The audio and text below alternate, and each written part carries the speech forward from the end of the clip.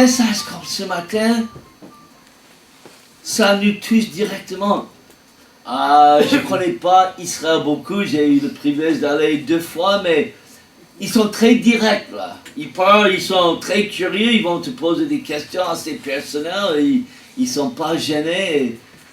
Ça peut choquer quelques personnes, mais Josué, il a parlé directement au peuple. Il n'a pas fait 36 chemins, il est allé droit au but. Et des fois, on a besoin de ça. On manque ça dans notre propre vie. Les gens qui sont prêts à être honnêtes. Dieu m'a aidé depuis quelque temps, surtout en travaillant avec les jeunes familles, ou de dire, non, ça, devant Dieu, il faut que vous fassiez ça ou ça. Selon l'âge, vous voulez un mariage, vous voulez une famille, selon Dieu, il faut faire comme ceci, cela. Et Dieu bénit. Et Dieu bénit l'obéissance. Et c'est ça qu'on va voir ce matin. Prions. Père Céleste, pendant ces quelques instants, aide-nous de saisir le message que tu as pour nous. Change nos cœurs. Fais de nous les enfants obéissants, aimants. Fais de nous un peuple qui sait t'adorer en vérité. Au nom de Jésus. Amen. Donc, j'espère que vous avez tous une Bible. Sinon, mettez-vous à côté de quelqu'un qui a une Bible. Josué 23 et 24. Et en plus, c'était une assemblée générale. Vous croyez que la France a inventé les assemblées générales? Non, Josué a inventé les assemblées générales il y a 3500 ans. Et lui, il avait presque 110 ans quand il a eu cette assemblée générale. Donc pour les gens comme moi et Jean-Jacques, on a beaucoup d'espoir. 110 ans, il tenait toujours les assemblées générales. Ça a pris à peu près une vingtaine d'années pour Israël de posséder le pays. Ils avaient entré et il fallait 20 ans de combat. Et il y avait encore des combats en vue. Et pour cette raison, pour vous et moi, ne soyez pas ébranlés quand des fois ça prend beaucoup de temps des fois à grandir dans le Seigneur. Eux, il fallait 20 ans de prendre le pays promis. Et c'est pas très grand Israël. Tout petit. Essayez de trouver Israël sur la carte. C'est pas facile. Entre la Jordanie et le Liban et l'Égypte, tu vois un petit morceau de terrain. Mais il fallait 20 ans de combat. Écoutez les paroles de Josué en chapitre 23, verset 3. Écoutez bien. Je suis devenu très vieux. Vous avez constaté vous-même comment l'Éternel, votre Dieu, a traité tous ces peuples devant vous. La clé. Il a lui-même combattu pour vous. Aujourd'hui, rien n'a changé. C'est Dieu lui-même qui fait le combat.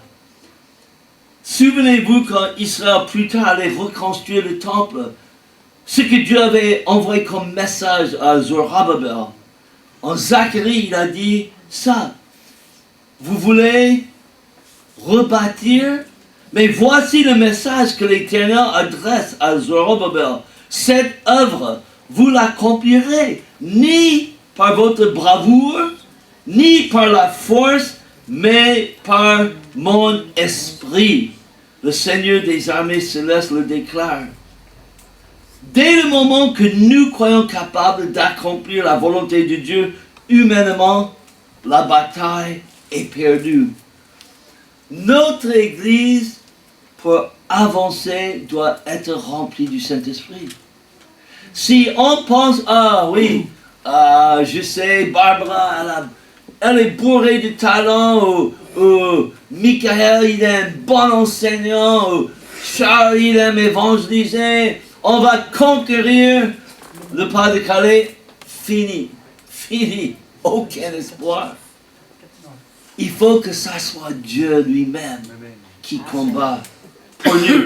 Jésus lui-même a dit en Jean 15, 46, « Si vous ne demeurez pas en moi, vous ne pouvez porter aucun fruit. » Je me souviens d'un monsieur qui s'appelait Hadj. Ça, c'est le nom pour ceux qui vont à la Mecque. Tous les missionnaires ont échoué avec Hadj. Et je me suis dit, laissez-moi faire. J'ai complètement raté le coup. Hein? Catastrophe. Catastrophique. Je croyais que j'étais plus fort que tous les autres missionnaires. Oh, ils ont mal fait le travail. Il a besoin de moi. Non, il n'avait pas besoin de moi. Il avait besoin de Jésus. Les gens n'ont pas besoin de nous. Ils ont besoin de quelqu'un qui est rempli de Jésus. Après, ils vont venir à Jésus. Qui vient à nous, c'est du social. Et Dieu sait combien j'ai fait du social dans ma vie. La semaine dernière, on a constaté que même si Jésus a tout accompli à la croix, il y a encore plein de combats ici-bas. Joshua a expliqué le combat en verset 4. Regardez verset 4, chapitre 23. J'ai attribué en possession à vos tribus le territoire de ces peuples qui subsistent encore, de même que celui des nations que j'ai exterminées entre le Jourdain et de la Méditerranée à l'ouest. Maintenant, en verset 5, nous allons voir comment Dieu va agir pour les aider à prendre le reste du pays. L'Éternel, votre Dieu, les dépossédera lui-même en votre faveur. Il les fera fuir au fur et à mesure de votre avance et vous posséderez le pays comme il vous l'a promis. Dieu est souverain. Et tout ce que Dieu a planifié va s'accomplir. Donc, Dieu a son plan. Que vous soyez dans son plan ou non, Dieu va faire son travail. Souvent, on a l'impression, oh, Dieu a tellement besoin de nous, il a du mal à se débrouiller. Niet. Dieu se débrouille très bien. Et si vous n'êtes pas dans le train va partir. Soit avec vous ou sans toi. Dieu va faire son travail. Il y a plein de gens qui étaient appelés comme missionnaires, qui ont dit non à Dieu. Chaque pasteur que j'ai jamais vu, il a les témoignages des gens qui viennent. Quand j'avais 25 ans, quand j'avais 30 ans, Dieu m'a appelé à devenir missionnaire, j'ai dit non. Maintenant, je regrette. Dieu a fait son travail sans eux. Ils sont restés, ils ont passé à côté de la bénédiction. Donc, vous pouvez entrer dans la bénédiction de Dieu. Mais nous devons avancer en vivant la mot-clé que Hugo a dit dans... Quel est le mot-clé? Dans l'obéissance. Dieu va tout faire pour nous fortifier. Dieu va nous encourager, nous remplir du Saint-Esprit. Cependant, c'est nous qui devons obéir. Dieu ne peut pas nous obliger à obéir. Verset 6 explique. Regardez verset 6. Appliquez-vous donc de toutes vos forces. À quoi? Obéir. À faire tout ce qui est écrit dans le livre de la loi de Moïse, sans vous en écarter ni d'un côté ni de l'autre. Le soi-disant secret de la vie chrétienne n'est pas réellement un secret. Il y a les livres, le secret de la vie chrétienne. Vous allez avoir le secret. C'est tout un secret. Aujourd'hui, on est le 19. Oui. Le 19 janvier 2020, vous allez apprendre le secret de la vie chrétienne. Vous êtes prêts? On va le dévoiler. Demandez à Dieu de vous remplir avec son Esprit Saint. Éphésiens 5, 18. Parce que vous ne pouvez pas obéir sans la puissance du Saint-Esprit. Et après, commencez à obéir à ce que vous lisez dans la Bible. Quel secret! Soyez, Éphésiens 5, 18, écrivez ça. Si vous avez un stylo, Éphésiens 5, 18. Ne soyez pas enivrés de vin, ça c'est la débauche. Mais soyez remplis du Saint-Esprit. Aujourd'hui, nous voulons les raccourcis pour la vie chrétienne. Dans n'importe quel autre domaine de la vie, les raccourcis n'existent pas. Il y a 4 ans, j'ai lu un livre sur les gens qui sont allés très loin dans leur métier, que ce soit les musiciens, les artistes, les scientifiques et d'autres métiers. Moi, pour chacun de ces personnes, il fallait 10 ans de travail intense, et ça veut dire des heures de travail par jour pour en arriver à quelque chose de formidable. Pour former un médecin, combien d'années? 10 ans, non, 10 ans? On a à peu près 7, 8, 10. des fois 10 ans pour devenir médecin.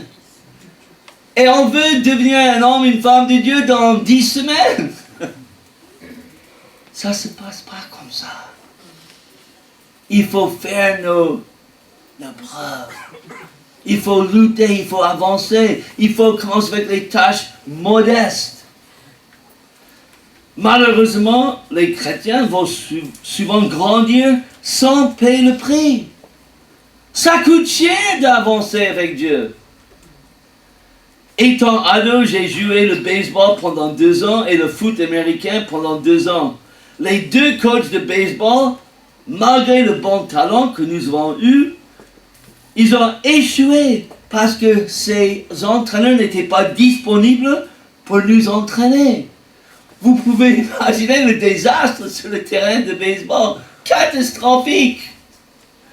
Mais les coachs de foot étaient disponibles. Ils ont eu des très bons résultats. On a gagné plein de matchs. On a bien avancé. Pourquoi? Ils ont travaillé. Ils ont lutté. Il n'y a pas de secret. C'est en étant dans le combat. Si vous restez sur le fauteuil, planté devant la télé, ça ne va pas marcher. Tous les bons bouquins, toutes les émissions, ça ne va pas changer grand-chose.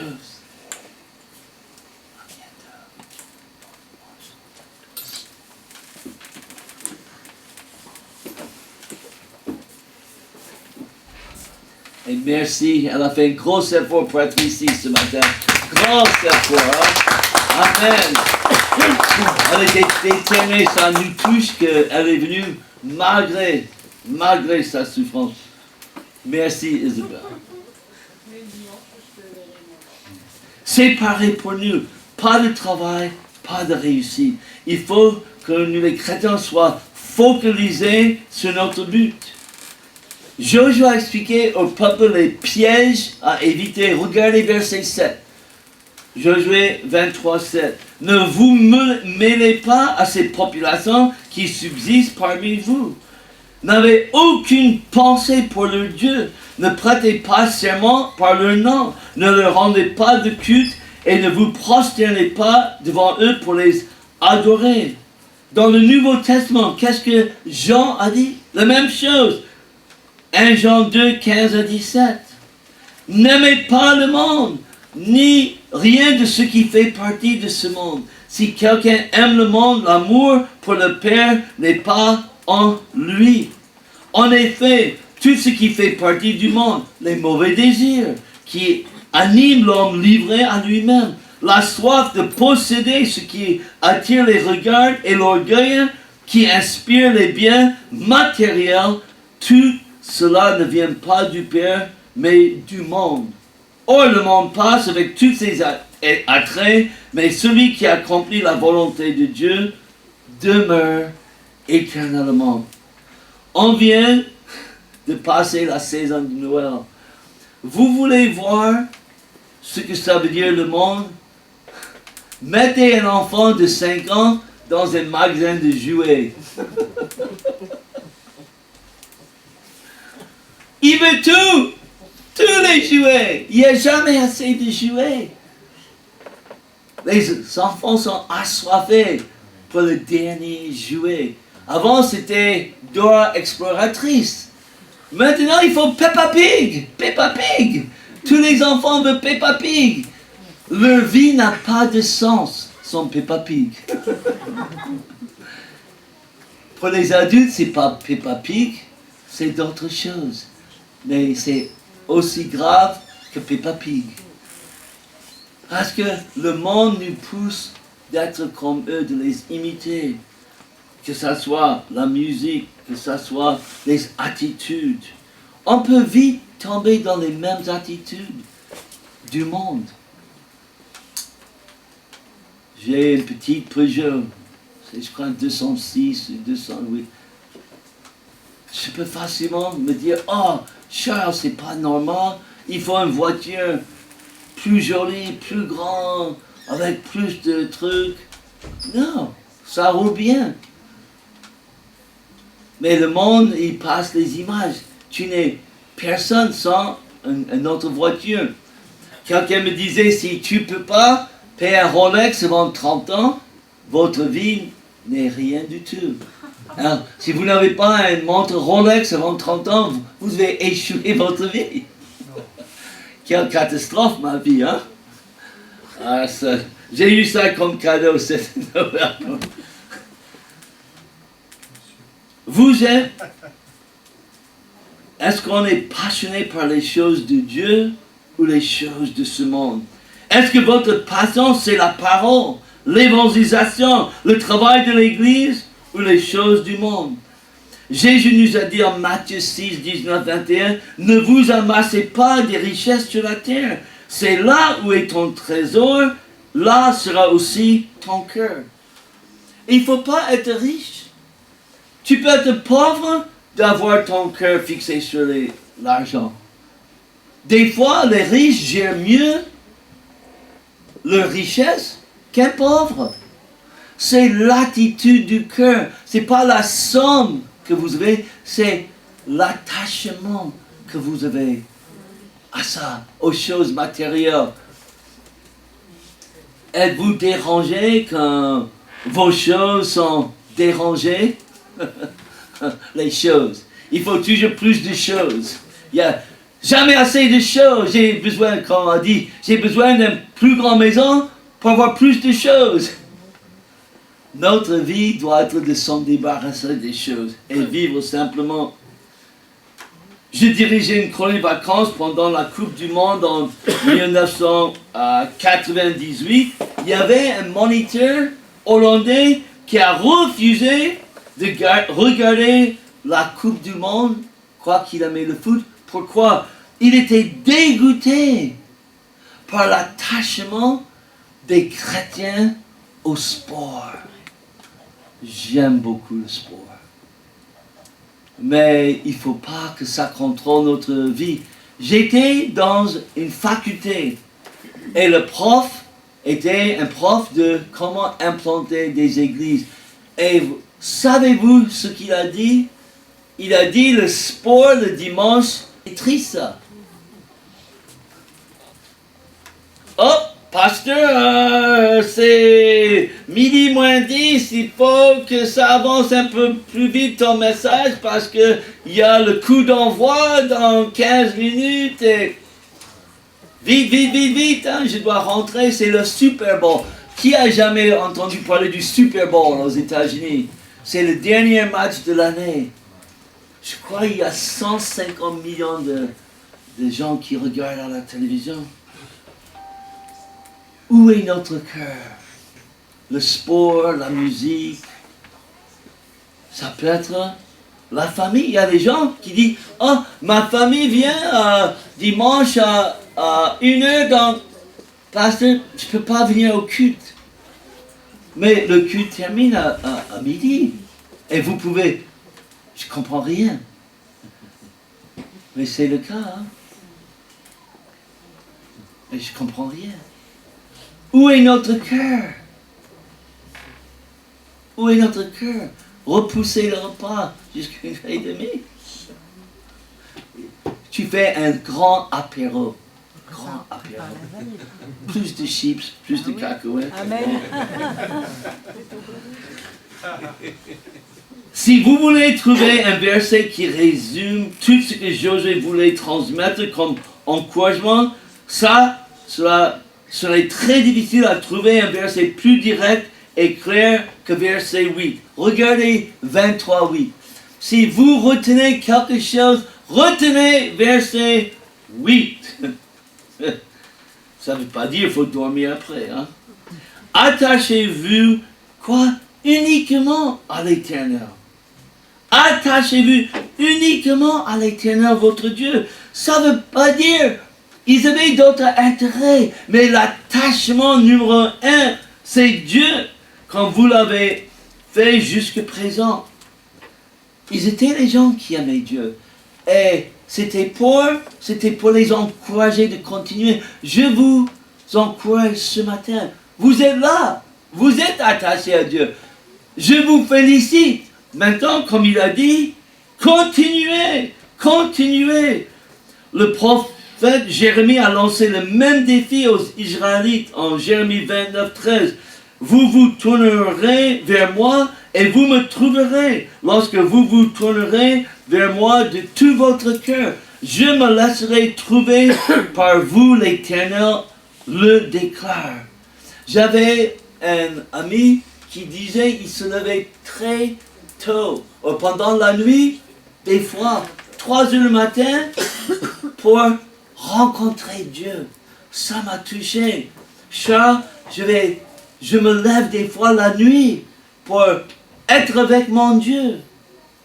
Je me laisserai trouver par vous, l'Éternel le déclare.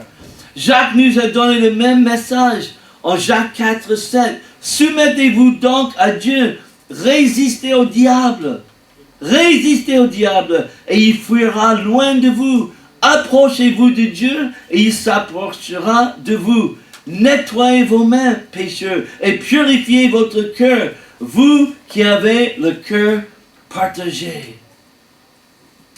Ça, c'est la clé.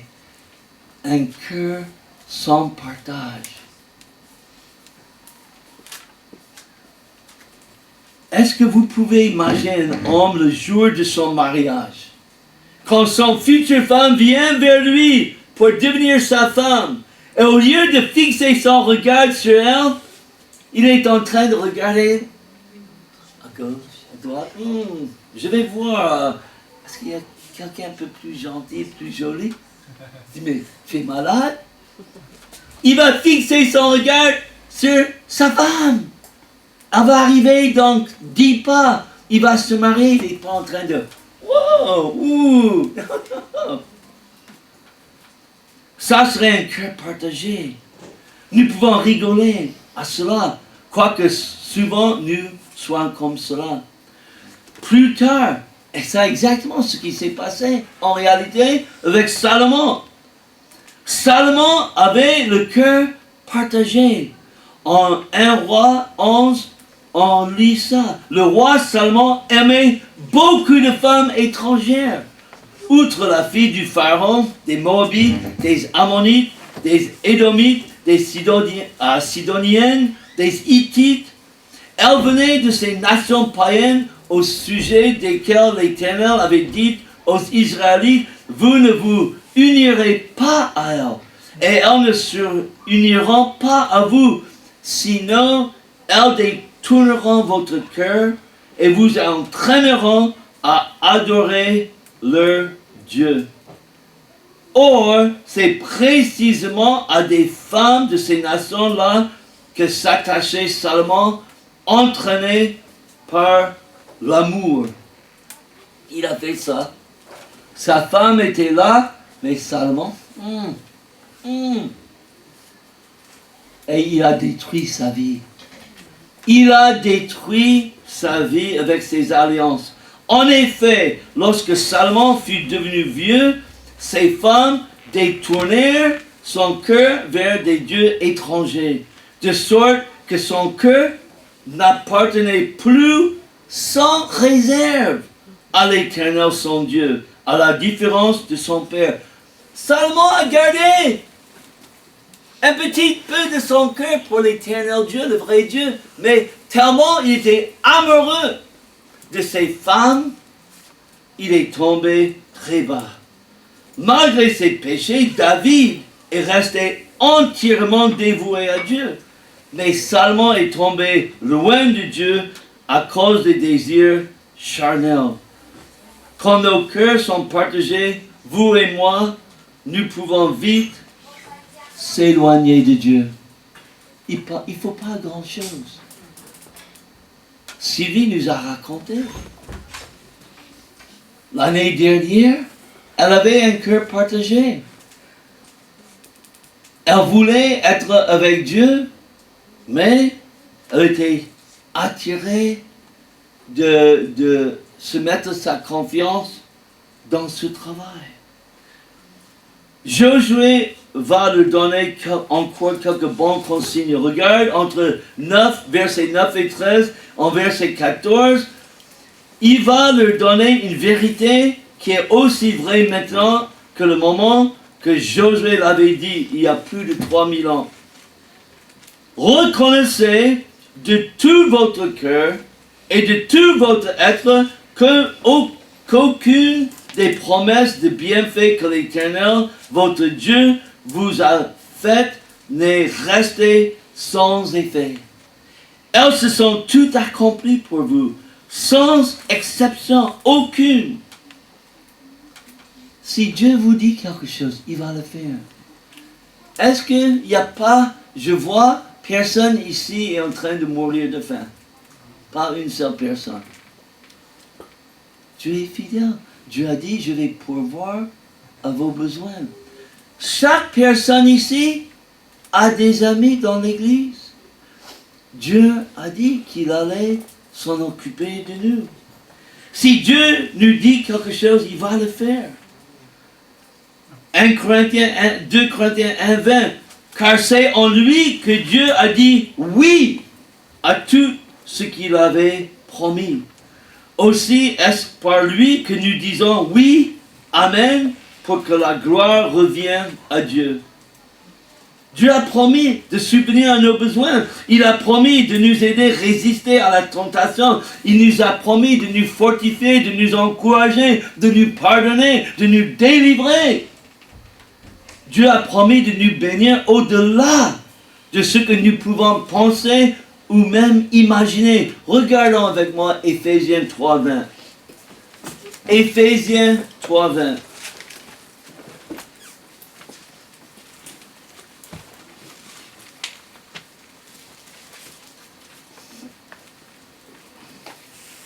Éphésiens 3:20.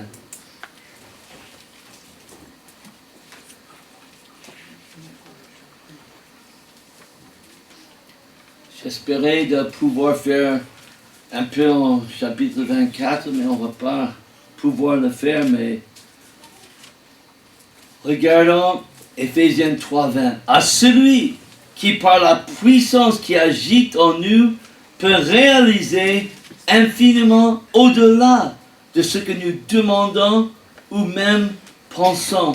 À lui soit la gloire dans l'Église et en Jésus-Christ pour toutes les générations et pour l'éternité.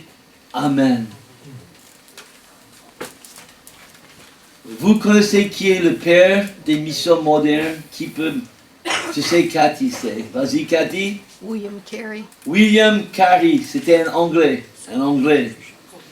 Il a dit ça, et c'est pareil, c'est bien pour notre église ce matin. Attendez les grandes choses de Dieu. Est-ce que vous attendez que Dieu fasse plein de choses cette année? Oui ou non? Un peu tiède, hein? Est-ce que vous attendez des grandes choses de Dieu cette année? Oui. Beaucoup mieux, beaucoup mieux. Beaucoup mieux. Attendez les grandes choses de Dieu et osez faire des grandes choses pour lui. Dieu prend plaisir quand on dit, cette année, par sa grâce, son amour, je vais gagner 3 personnes pour le Seigneur. Spurgeon, Cathy est en train de lire la vie de Charles Spurgeon, pasteur anglais. Il a dit, il était déçu qu'il avait ajouté que 7 membres ce mois-ci. Il dit, on n'a eu que 7 nouveaux membres dans un mois. Il était déçu. J'avais un chef, il était le vice-président de ma mission, il est parti d'être avec le Seigneur. Il a dit, Charles, si je ne gagne pas 3 personnes par semaine pour Jésus, je dois me repentir devant le Seigneur. Et c'était vrai ce qu'il disait. C'était pas. Il dit, si je ne gagne pas 3 personnes chaque semaine pour le Seigneur, je me remets en question. Je suis content que je gagne 3 par an.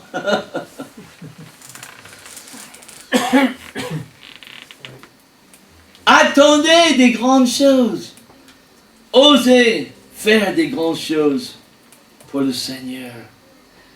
Cette année, avec toutes les promesses que Dieu nous fait, nous devrions oser faire des grandes choses pour sa gloire, en sachant qu'il ne faut pas mépriser les petits pas de foi. Dieu attend qu'on fait un pas, inviter une famille inconvertie chez vous. Allez dans la rue, donner à manger un SDF et parler de Jésus. Allez avec l'équipe qui nettoie l'église, aider avec le nettoyage.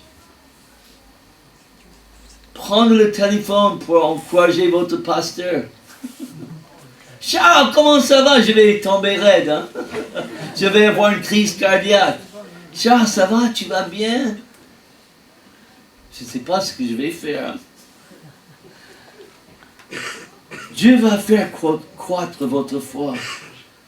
Avec Dieu, soit vous avancez, soit vous reculez. Tu ne peux pas rester comme ça. Dieu a promis de châtier Israël s'il tournait le dos sur Dieu.